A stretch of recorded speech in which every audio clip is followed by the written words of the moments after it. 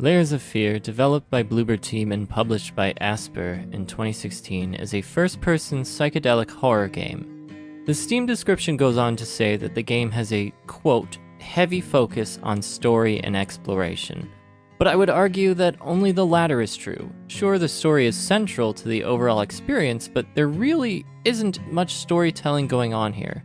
There are snippets from documents that we pick up via exploration of the game world, and even echoes of lines of dialogue from the past to add a bit of context, but we only get the aftermath of the story, the visual consequence and ramifications of the fucked up shenanigans that our protagonist is largely responsible for, and that color the surfaces of this mansion in which we find ourselves hopelessly trapped. And that's probably my biggest criticism. Some reviewers and players apparently loved the story and were riveted, but I found myself requiring more. We got the aftermath, the hollow husk of a man ravaged by alcoholism and schizophrenia, who irreparably damaged his relationships with both his wife and his daughter. Probably the most interesting part, he tried to patch things up. After an abusive incident, the mother and daughter sought refuge from him elsewhere, but then there was a tragic fire that critically injured the wife. Our, hero brought the two back to reside with him, but of course, they continued to be a nuisance to him and his obsessive perfectionism regarding his artistic endeavors. There's some other fucked up stuff that happens, but I don't want to spoil too much. Plain and simple, he's a shitty dude. That's not really interesting and in and of itself, though. Pick up a fucking Stephen King novel and what do you know? This type of man is a dime a dozen in the horror genre.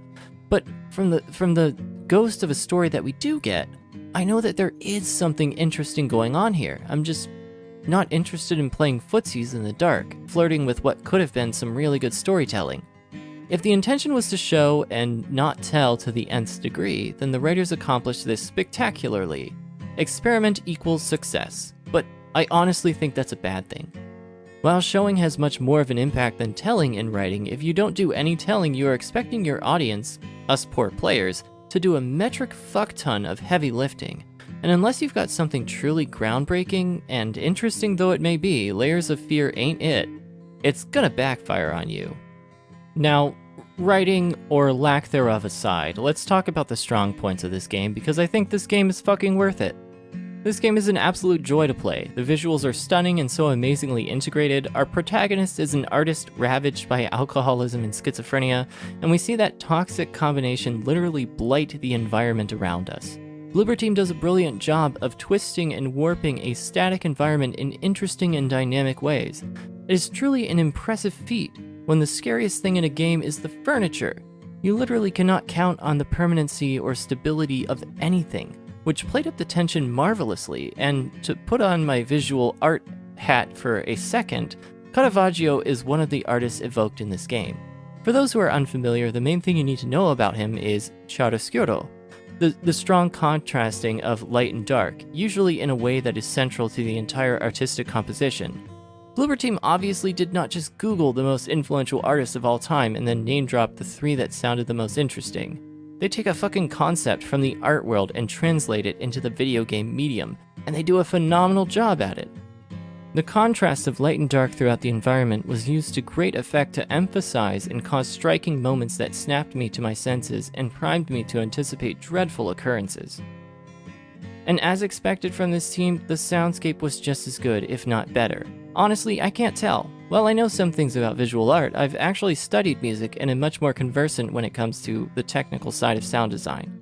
That being said, what a strong showing. I was blown away by the instrumentation chosen for the musical compositions and how these played up the tension at various moments. Additionally, the sound effects were so realistic.